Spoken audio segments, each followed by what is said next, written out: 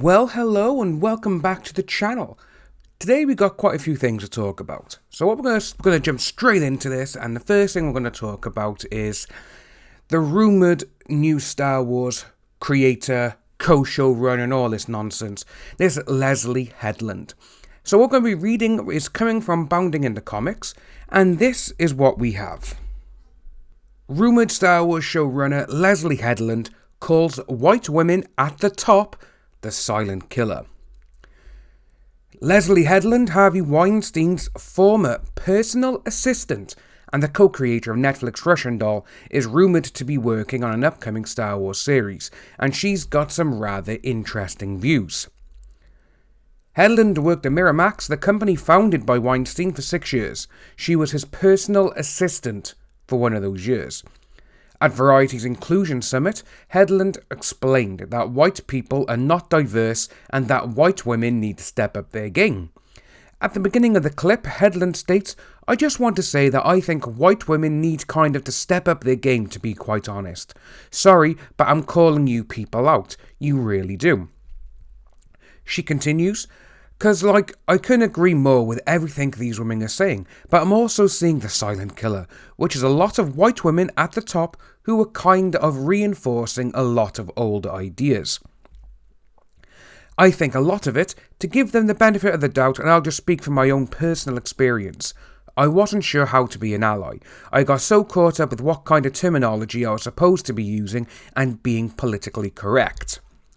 She also adds, "So as I started to rise in television, I just started to get more blunt, and just start saying, I would like a black writer, because if I said diverse, you get, well, white is diverse, which is something somebody said to me." She then stated, and I was like, whoa, I was like, it's not cool. Then you got the Variety little tweet from last year. In an interview with Rolling Stone promoting sleeping with other people in 2015, she stated, "I was lucky enough to come along when R-rated female-centric comedies became moneymakers." She added, "Comedy and horror are really two of the only genres where women can get a voice now." It's not. It's not big-budget franchise movies and superhero movies. So, Wonder Woman, Black Widow, Captain Marvel even, all these, yeah. "Look what happened to Ava DuVernay. She's the Beyonce of filmmaking, and she can't get nominated for Selma. What other reason can there be except, well, they don't like women, I guess? No. Selma was nominated for a Best Picture by the Academy of Motion Pictures Arts and Sciences in 2015.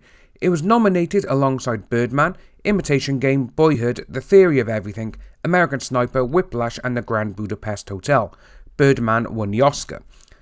Selma also received nominations at the Golden Globes, the Critics' Choice Awards, the Independent Spirit Awards, the MTV Movie Awards and the Satellite Awards." Headland continued describing the reason she believes Hollywood has any interest in women.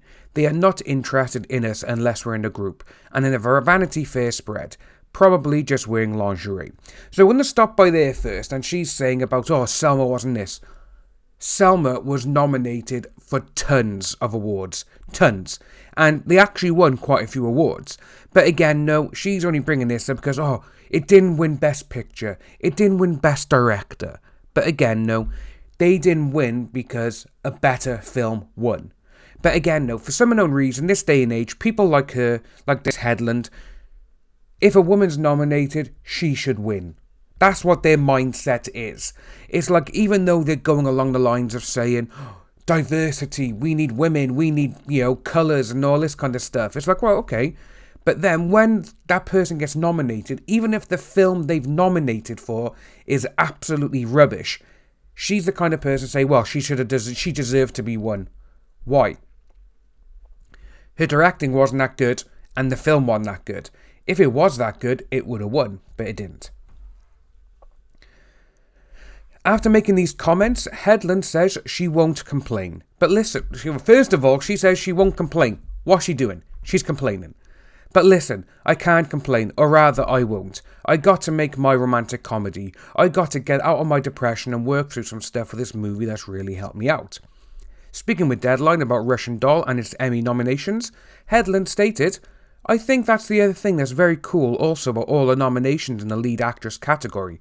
They're all very complicated women, and the idea that our peers are acknowledging that and looking at that and saying, this is what we've discovered this year.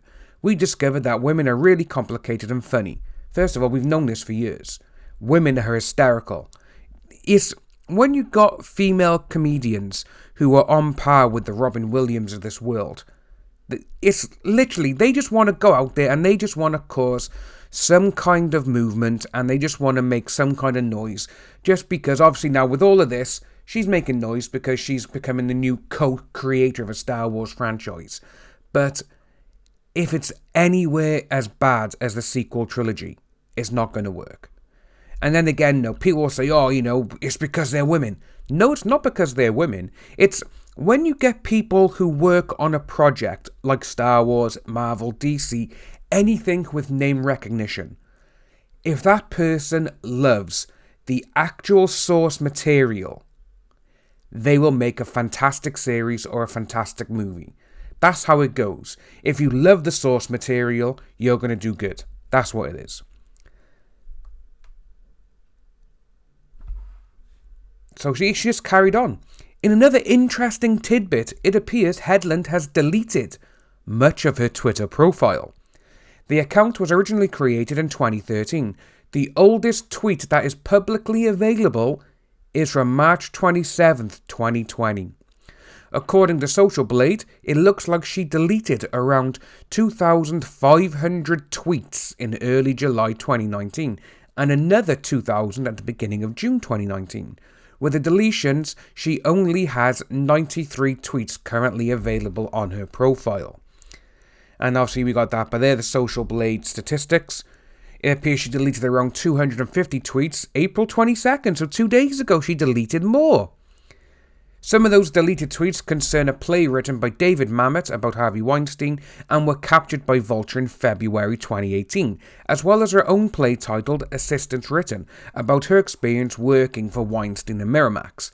She refers to Mamet as an old white guy who doesn't believe this is a thing. First of all, David Mamet is one of the most well-respected writers across any medium, ever. David Mamet is one of the best writers, hands down. She refers to Mamet, so we got that there. A Broadway producer shouldn't be asking an old white guy who doesn't believe this to write a play about Harvey Weinstein. Took me a very long time to realise that this is this. But the reason this makes me so mad has nothing to do with my play. So first of all, with all of this, what I want to say on my behalf, now this is, my opinion, she was Harvey Weinstein's assistant for 1 year. Obviously, she knew what was going on. She knew exactly what was going on. She knew what was happening because Harvey Weinstein even said himself that he thought she was one of the people who was going to the media to tell him about what has been going on. So she knew and she let it happen. That's how I look at that. She's as bad as Harvey Weinstein, but again now she's using Harvey Weinstein as a stepping stone. She is exactly what the type of person she's moaning about. She's moaning about those type of people, which she is one. We're going to end the video by here, so if you are new to the channel, please like and subscribe, hit that notification bell for future updates, and I'll see all you wonderful people soon.